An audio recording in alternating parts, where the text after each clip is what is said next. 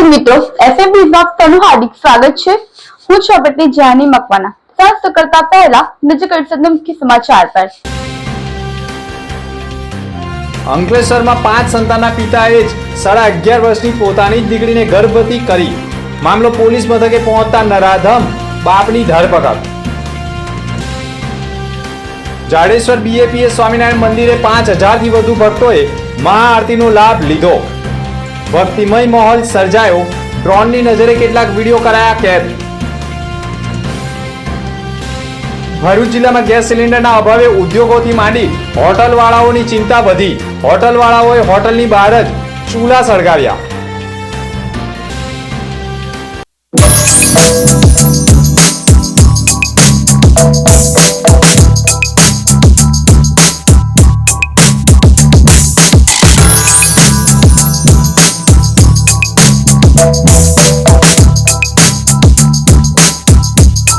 ભરૂચમાં કાર્યરત SNP news Bharuch ચેનલના નામે કોઈ પણ વ્યક્તિ કોઈ પણ જાતની રૂપિયાની માંગણી કરે તો એસએનપી ન્યૂઝ ચેનલના મોબાઈલ નંબર 9428262273 ઉપર સંપર્ક કરી શકો છો। ભરૂચમાં એસએનપી ન્યૂઝ ચેનલ પૂર્વ પટ્ટીના કેબલ કનેક્શનમાં કાર્યરત છે। પરિવર્તનના કેબલ કનેક્શનના સેટઅપ બોક્સમાં ચેનલ નંબર 1010માં એસએનપી ન્યૂઝ ભરૂચ નિહાળી શકો છો। એસએનપી ન્યૂઝ ભરૂચ સમાચાર સાંજે 8:30 કલાકે, પુનઃ પ્રસારણ સવારે 8:30 અને બપોરે 12:30 કલાકે નિહાળી શકો છો। પ્રેસ નોટ અને જાહેરાત માટે સંપર્ક કરો mobile number 9428262273 8980960231। Office number 8 Ambedkar shopping centre station road Bharuch. અંકલેશ્વરમાં 5 સંતાનના પિતાએ જ 11.5 વર્ષની દીકરીને જ ગર્ભવતી કરતા ફરિયાદ નોંધાઈ છે। ભરૂચ જિલ્લાના અંકલેશ્વર પંથકમાં એક વિસ્તારમાં જામનગરથી એક પરિવાર રોજગારી અર્થે આવી ભાડાના મકાનમાં વસવાટ કરી રોજગારી મેળવતું અને આ જ પરિવારના એક સગીર 11.5 વર્ષની બાળકી હતી। દંપતી પૈકી સગા બાપની જ દાનત 11.5 વર્ષની બાળકી ઉપર બગડી હોય, જેના કારણે 35 વર્ષના બાપે પોતાની જ દીકરી ઉપર હવસ સંતોષી પોતાની સગી દીકરીને જ 1.5 માસનો ગર્ભ કરી દેતા સગીર બાળકીને અચાનક પેટમાં દુખાવો ઉપડતા તેણીને હોસ્પિટલ ખાતે ખસેડતા અને બાળકીના પેટમાં ગર્ભ હોવાનો ખુલાસો થતા બાળકીની પૂછપરછ કરતા તેના પિતા જ તેની સાથે પોતાના જ ઘરમાં ગંભીર પ્રકારનું કૃત્ય કરી તેણીને ધમકાવતા હોવાનો ખુલાસો થતા અંકલેશ્વર જીઆઈડીસી પોલીસે ગુનાની ગંભીરતા સમજી તાત્કાલિક નરાધમ પિતાની ધરપકડ કરી તેની સામે બળાત્કાર, પોક્સો સહિતની કલમ હેઠળ ગુનો દાખલ કરી બાપ થકી જ ગર્ભવતી બનેલી 11.5 વર્ષની બાળકીને ભરૂચ સિવિલ હોસ્પિટલમાં સારવાર અર્થે ખસેડી નરાધમ બાપનું પણ મેડિકલ પરીક્ષણ કરાવવામાં આવી રહ્યું છે। જોકે અંકલેશ્વર પોલીસે ગુનાની ગંભીરતા સમજી ગણતરીના સમયમાં જ હવસખોર નરાધમ પિતાની ધરપકડ કરવામાં આવતા અંકલેશ્વર પંથકમાં ભાડેથી મકાન આપનારા લોકોમાં પણ ફફડાટ ફેલાઈ ગયો છે। ભરૂચ રેલવે સ્ટેશન પ્લેટફોર્મ પર 40 ડિગ્રીના તાપમાન વચ્ચે 45 મિનિટ પ્રતીક્ષા બાદ ધર્મગુરુના દીદાર માટે લોકોએ દોટ મૂકી હતી।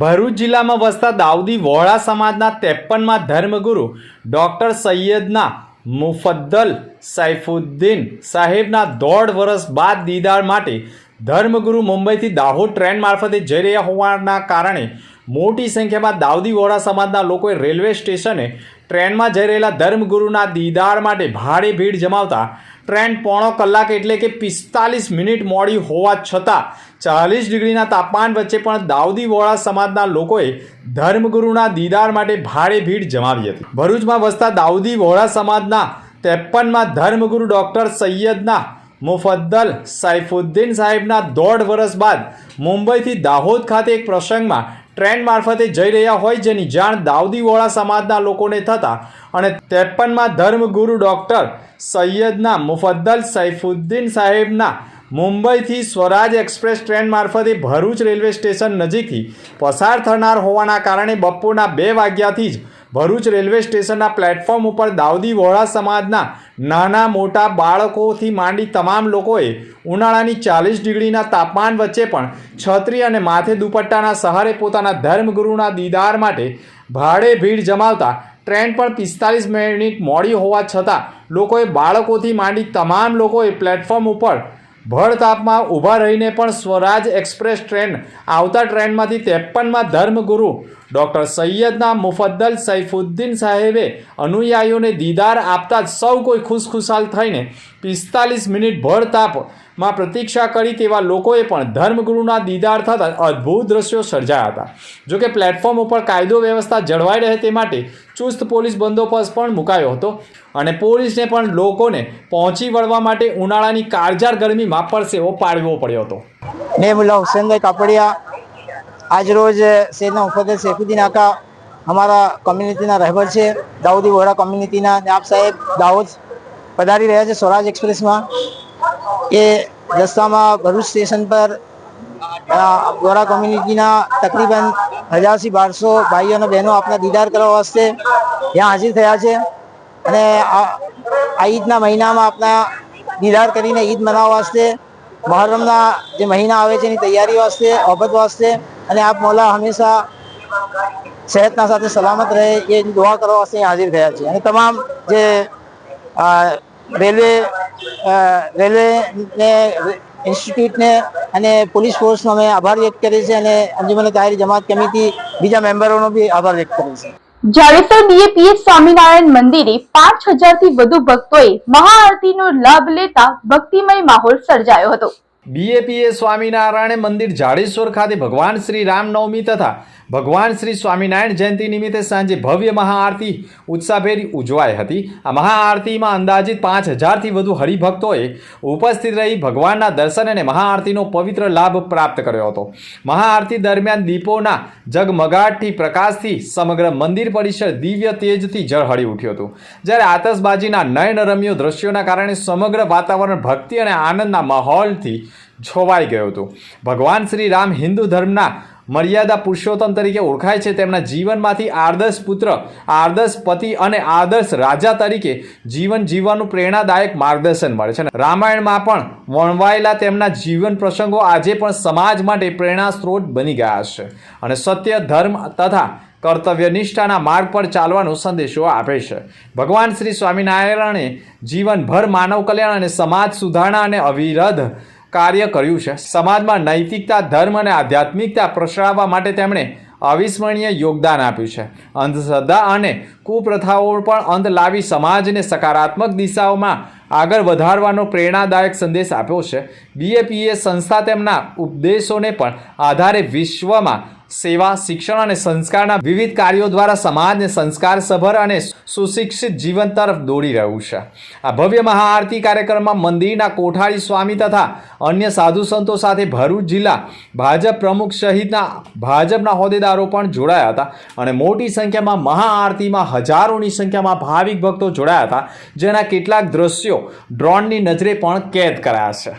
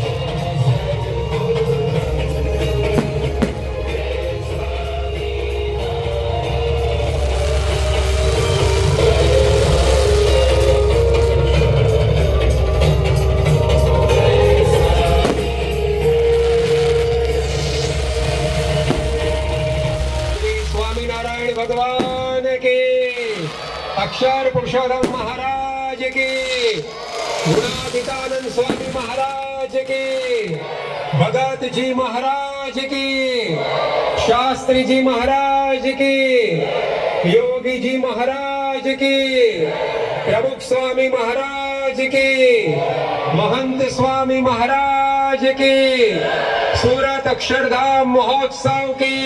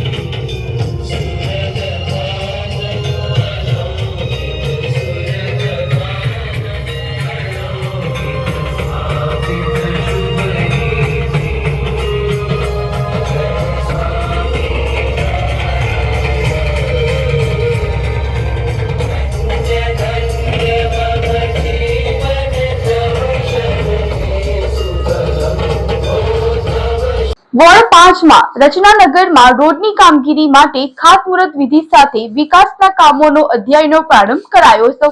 ભરૂચ શહેરના વોર્ડ નંબર 5માં વિકાસના નવા અધ્યાયની શરૂઆત થઈ છે. રચનાનગરથી બચપન સ્કૂલ તરફ જતા મહત્વપૂર્ણ માર્ગના ખાતમુહૂર્તનો કાર્યક્રમ ભરૂચના ધારાસભ્ય રમેશભાઈ મિસ્ત્રીના હસ્તે યોજાયો હતો. આ વિકાસ કાર્ય અંતર્ગત કુલ 12 જેટલા સ્થળોએ વિવિધ સોસાયટીઓના આરસીસી રોડ તેમજ પેવર બ્લોક નાખવાની કામગીરી હાથ ધરવામાં આવી છે. આશરે 1 કરોડ 23 લાખ રૂપિયાના ખર્ચે આ પ્રોજેક્ટ પૂર્ણ કરવામાં આવશે, જે સ્થાનિક રહેવાસીઓ માટે સુવિધાઓમાં નોંધપાત્ર વધારો લાવશે. વિશેષ વાત એ છે કે આ તમામ કામો આગામી 2 મહિનામાં પૂર્ણ કરવાની યોજના રાખવામાં આવી છે, જેથી લોકોને ત્વરિત સુવિધાઓવાળો રોડ મળી શકે અને આ વિકાસના કામોથી વિસ્તારમાં વાહન વ્યવહાર સરળ બનશે. ધૂળ કાદવની સમસ્યાઓ ઘટાડો થશે અને સમગ્ર વિસ્તારમાં આધુનિક સુવિધાઓ સાથે વિકાસને નવી ગતિ મળશે.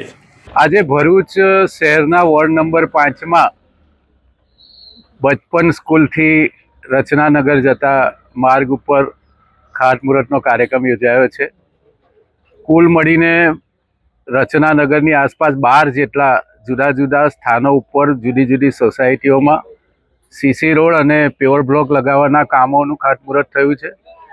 1 કરોડ અને 23 લાખ રૂપિયાના ખર્ચે આ બધા કામો આગામી 2 મહિનામાં પૂર્ણ થશે. નગરપાલિકા દ્વારા સમગ્ર ભરૂચ શહેરમાં આ પ્રકારે દરેક વોર્ડમાં વિકાસના જુદા જુદા કામો મંજૂર થયા હોય. ચોમાસા પહેલાં કામ પૂરું કરવાનું ટાર્ગેટ નગરપાલિકાએ રાખ્યું છે, એટલા માટે અલગ અલગ એજન્સીઓને આમંત્રિત કરીને એ પ્રકારે ટેન્ડરની વ્યવસ્થા કરવામાં આવી છે કે જેના કારણે તમામ વોર્ડમાં એક સાથે કામો શરૂ થાય. છેલ્લા ઘણા સમયથી રચનાનગર 1, 2, 3, 4, 5ના જે રહીશો છે એમની આ માંગણી હતી. હવે જે બચપન સ્કૂલ જે મેઇન રોડ છે નર્મદા નિગમથી જ્યોતિનગરનો, એની સાથેથી આ રસ્તાઓ જોડાઈ જશે.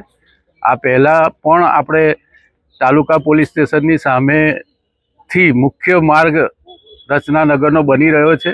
એની સાથે આ બધા માર્ગો બનવાથી રચનાનગર સોસાયટીના રહીશો માટે આગામી દિવસોમાં આ ટ્રાન્સપોર્ટેશન અને રસ્તાનું નેટવર્ક લગભગ નિશ્ચિત પૂરું થઈ જશે.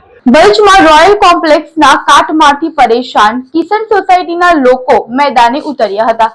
ભરૂચ શહેરના પાંચબત્તીથી મહમ્મદપુરા જતા મુખ્ય માર્ગ ઉપર આવેલા રોયલ કોમ્પ્લેક્સ અતિ જર્જરિત હાલતમાં પહોંચતા પાલિકા દ્વારા અનેકવાર નોટિસો પાઠવવામાં આવી હતી. આ નોટિસોને પગલે હવે સ્થાનિકો દ્વારા પ્રાઇવેટ કોન્ટ્રાક્ટરને કોમ્પ્લેક્સ ઉતારવાની કામગીરી સોંપવામાં આવી છે, પરંતુ આ કામગીરી દરમિયાન કોમ્પ્લેક્સની બાજુમાં આવેલી ક્રિશ્ચિયન સોસાયટીના રહેવાસીઓને ભારે મુશ્કેલીનો સામનો કરવો પડી રહ્યો છે. સોસાયટીમાં જવાનો મુખ્ય માર્ગ કાટમાળના કારણે સંપૂર્ણપણે બંધ થઈ ગયો છે, જેના કારણે રહેવાસીઓને આવન જાવન માટે માત્ર એક નાનું બખોલું રાખવામાં આવ્યું છે. આ સાંકડા રસ્તા પરથી પસાર થવામાં પણ ખાસ કરીને વૃદ્ધો અને બાળકોને ભારે અગવડતાનો અનુભવ થઈ રહ્યો છે.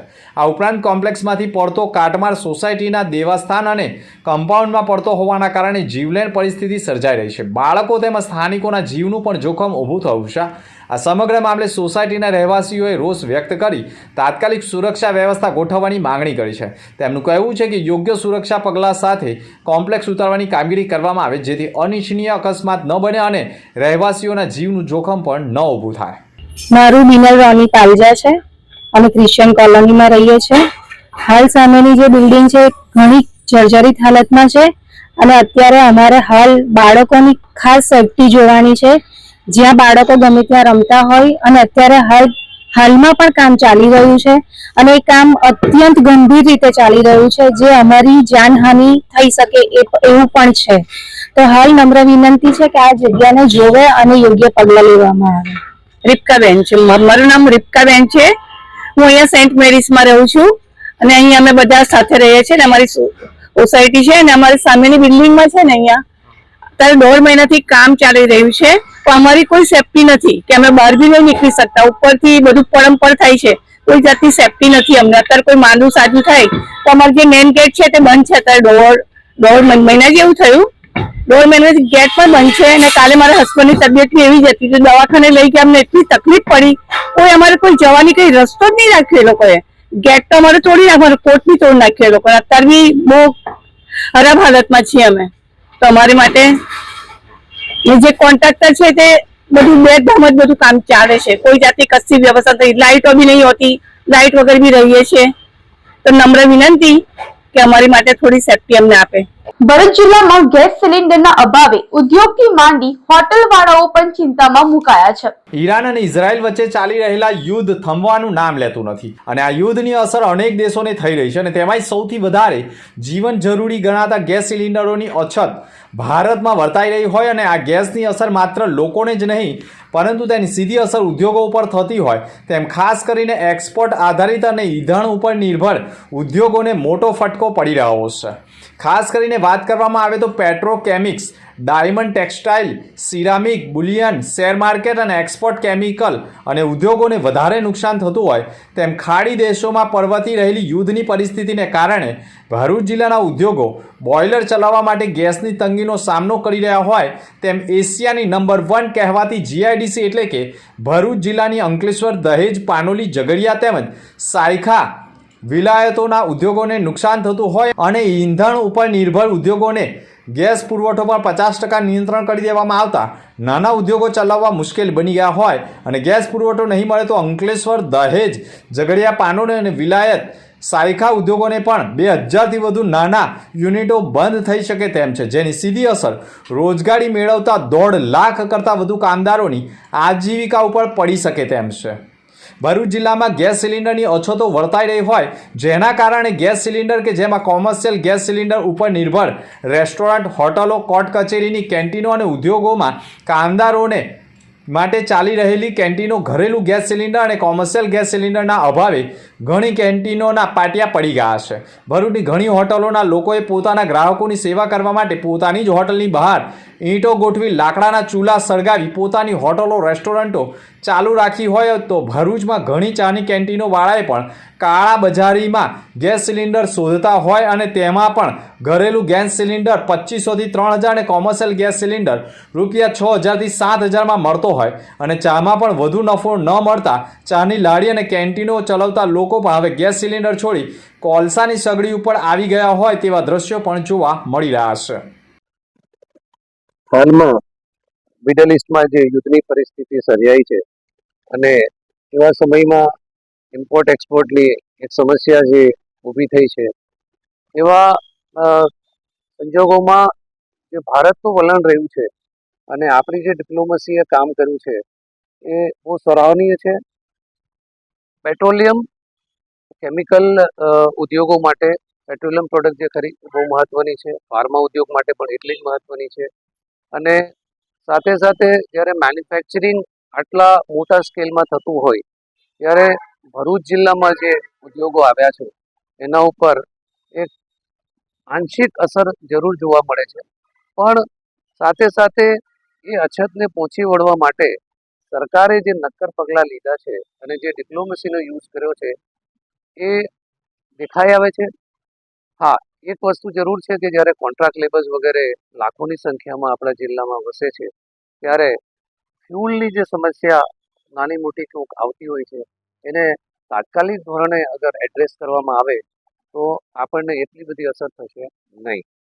સાથે સાથે ટ્રાન્સપોર્ટ અને બીજા જે આયામો છે એ પણ જે અત્યારે જે ગતિમાં ચાલી રહ્યા છે એને મેન્ટેન રાખે સરકાર, એ બહુ જ જરૂરી છે.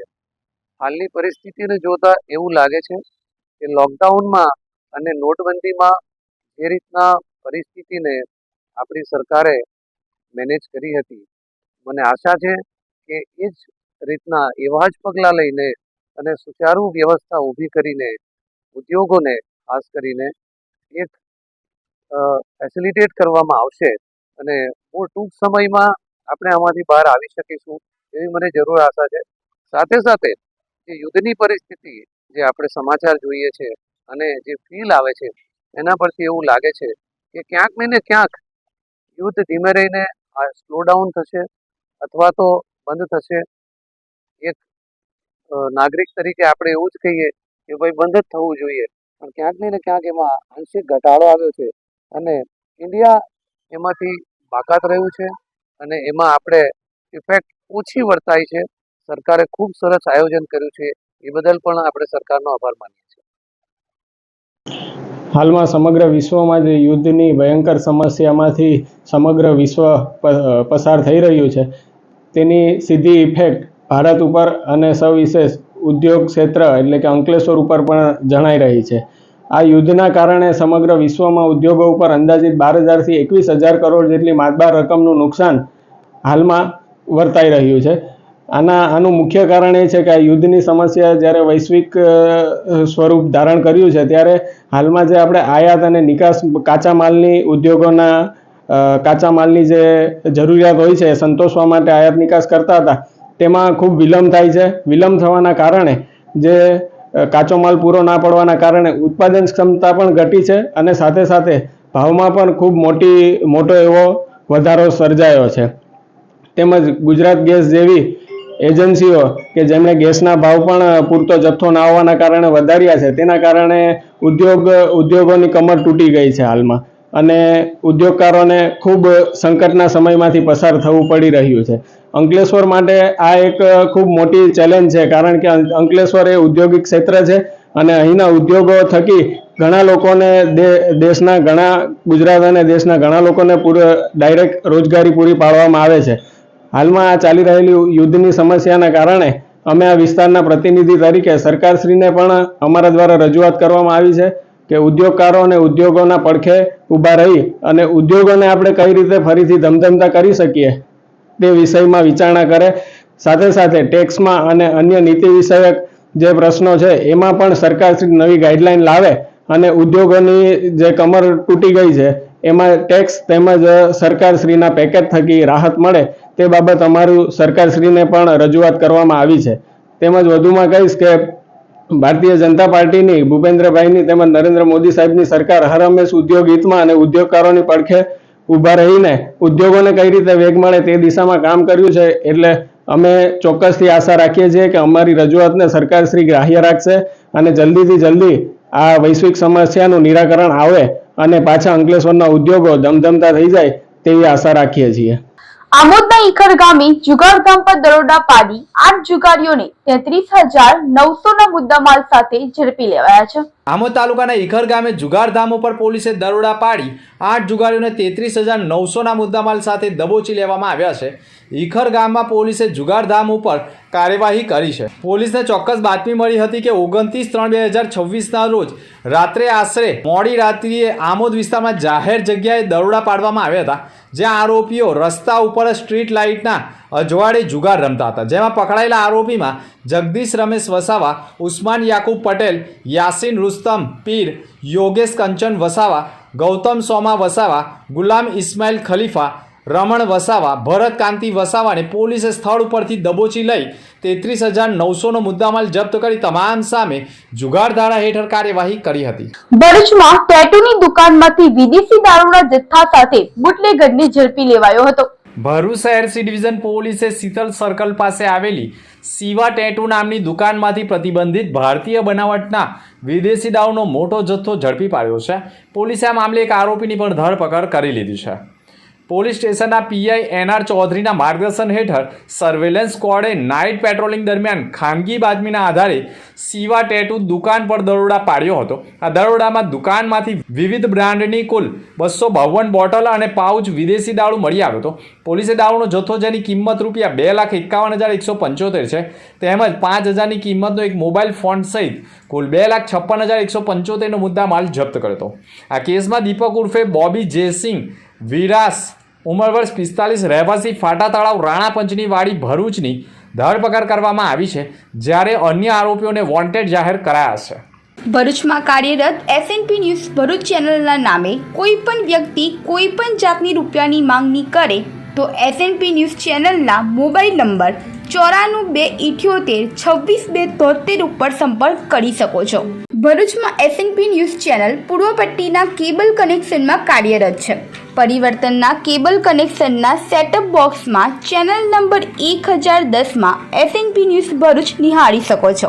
એસએનપી ન્યૂઝ ભરૂચ સમાચાર સાંજે 8:30 કલાકે, પુનઃ પ્રસારણ સવારે 8:30 અને બપોરે 12:30 કલાકે નિહાળી શકો છો. પ્રેસ નોટ અને જાહેરાત માટે સંપર્ક કરો.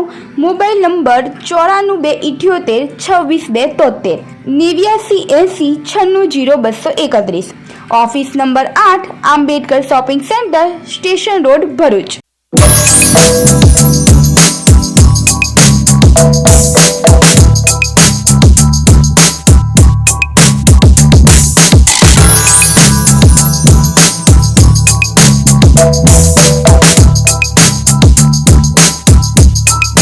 મુખ્ય સમાચાર પર ફરી એક નજર. અંકલેશ્વરમાં 5 સંતાનના પિતાએ જ 11.5 વર્ષની પોતાની જ દીકરીને ગર્ભવતી કરી.